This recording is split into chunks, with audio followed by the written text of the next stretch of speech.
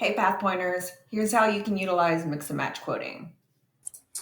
So to begin, the verticals that we're looking at will be lessor's risk, restaurants, and lastly, retail and services. We will just go ahead and go back up to lessor's risk and run through a quick quote.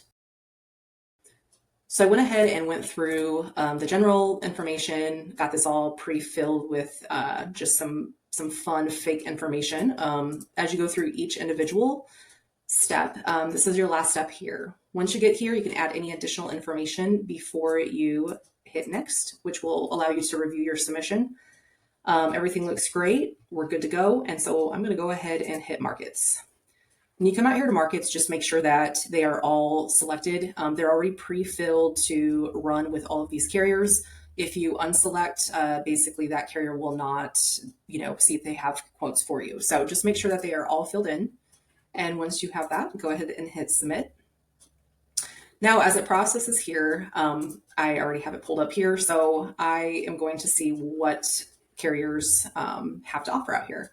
So it looks like the package was declined. So what that means is basically one or all of our carriers cannot offer general liability and property together. That's where we go to our standalone options. It looks like we only have one carrier that quoted the general liability and then one carrier that quoted the property.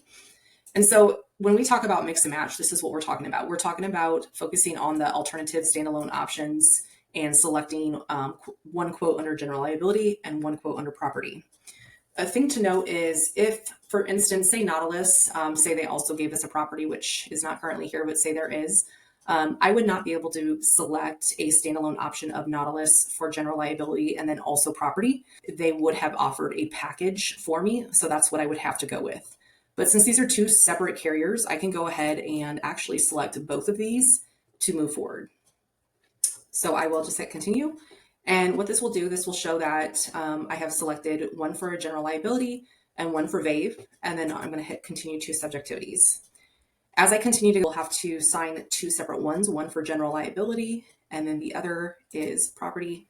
You will request to bind property, and this will send it over to our underwriter to go ahead and review. They will send out the payment link to the client or to you, depending on who will be making payment, and we will be good from there.